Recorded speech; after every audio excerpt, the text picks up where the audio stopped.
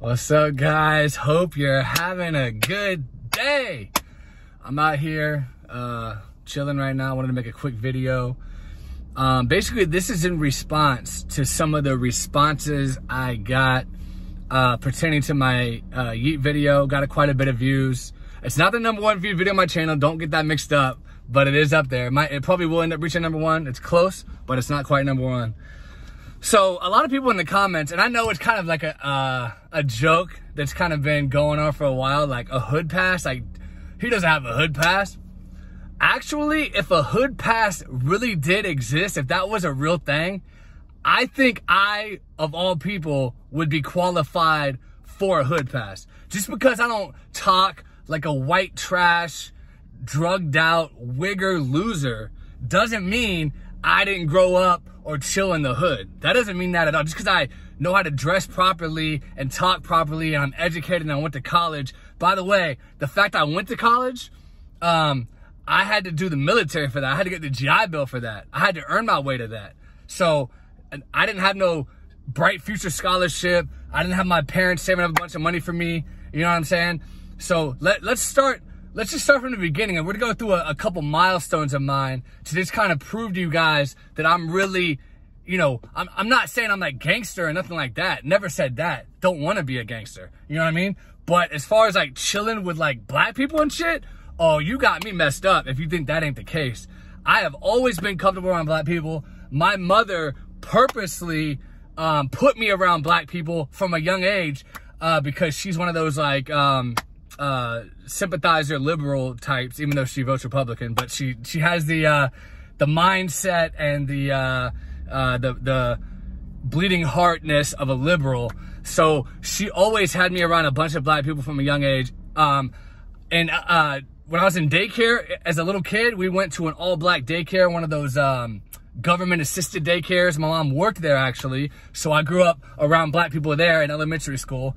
Then, when I hit 5th grade, my mom sends me across town to the black side of town, and I go to 5th grade in an all-black school. I'm the only white kid in my class, in my 5th grade class. The only other white person that was in that classroom besides me was the teacher. So I was the only white kid. I used to get picked on for that.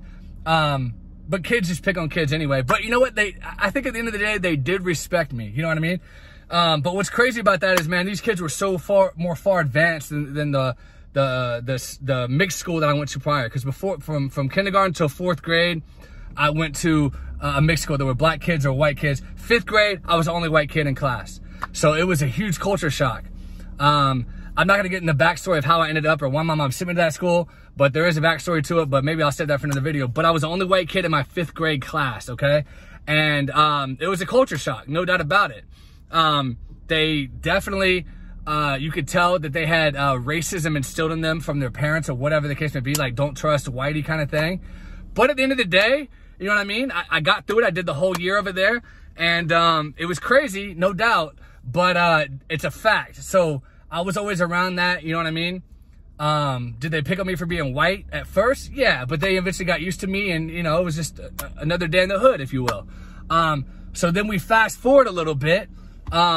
First of all, I'm not gonna say a majority, pretty much a majority of my friends right now in this present day are black, okay? I'm not gonna say any names. I'm not gonna put them out there or use them as a prop to prove that I hang out with black people, but all or most of my friends are black. And that wasn't on purpose. Like, I didn't go around like, oh, let me see if I can find, you know, a black friend to make friends with. No, the thing is we're all normal people. We get along. We have the same interests. So we chill with each other. You know what I mean? On top of that, when I was still living in Jacksonville, Florida, all the black people would always hit me up. And we used to go to this bar. I'm not gonna give the name of the bar because I don't want people to fucking do some research and shit. But we used to go to this bar, and we'd start there, regular time, you know, get there about 10:30, 11. We would chill till about 2 a.m. Then me and a couple black people that I was cool with, what they did was they put me on to this all black club after hours club called The Real Tang. You can look that shit up. I don't even care. Look it up. Google it. There was a shooting there one of the nights I was there. But anyway, every night they'd be like, man, let's go over to the Real Tang, dog. They were like, you're gonna be the only white motherfucker in there, but it don't even matter because you're gonna be pulling the black chicks anyway if you want them, you know what I mean? So, and I'll just say this.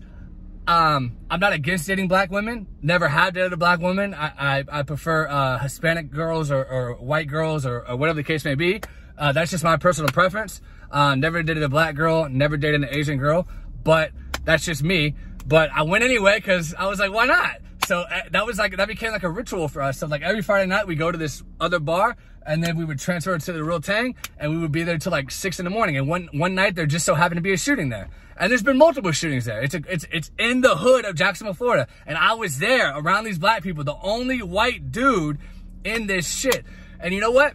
If I would have said what I said in the yeat video to them, they wouldn't have gave a shit. You know why? Because I earned the respect. See, a lot of bleeding heart liberals, this is what they do. This is what they do. They preach from the rooftop, from the mountaintop about how you should be acting and what you should be doing and all this stuff, but they will never step foot in that black club that I stepped into. They will never step foot in there. They would be terrified. They won't even look in the direction of a black person. Meanwhile, I'm the real one that's always talking to everybody. It doesn't matter your skin color. But for some reason, I guess it's because maybe the things I'm into, rap music, and I got swagger, I know how to dress, I know how to act, I know how to talk to people, I'm an outgoing person. For whatever the case may be, the black people, and everyone, but for some reason, I always hang out with black people. When I was in the military, my best friend he was black, you know what I mean? And we used to say what I said in the video all the time. I'm trying to keep this one monetized because the other one got demonetized. We used to say that all the time to each other, joking around. So, because we knew it was silly, you know what I mean? It's just a word, it was no big deal. So, I've always hung out with black people. I didn't really hang out with any white people when I was in the military. Why? I'll tell you why. Because most of the white people that joined the military, this is just a matter of fact, most of them are rednecks. They're from the backwoods. They like to go hunting. They like to go fishing. They like to go, whatever the case may be. They're from West Virginia. They're from Alabama. They're from, you know, middle America. That's not me. I'm not from those places. I don't like to hunt. I don't like to fish. I don't like, country music, so I never fit in with them. So they would always be like, hey, you want to go hunting on the weekend? And I would be like, no, I don't want to go. Well, they wouldn't even ask me because they knew that but I would hear them talking to other people like, hey man, we're going to go hunting this weekend. You want to go? And the other people were like, yeah, I'm definitely going to go with you, bro. So I'm sitting there in the hallways of the barracks and I'm like, what? I wouldn't go if they paid me. You know what I mean? I'm just not into the hunting and the fishing. Now, I love white people. I love black people. I love Asian people. I love Hispanic people. Everybody, as long as you're cool with me, I'm cool with you. And I always hung out with the black people because they like to do the same things that I like to do. Because the black people that join, they're more from just a normal upbringing versus the white people that join are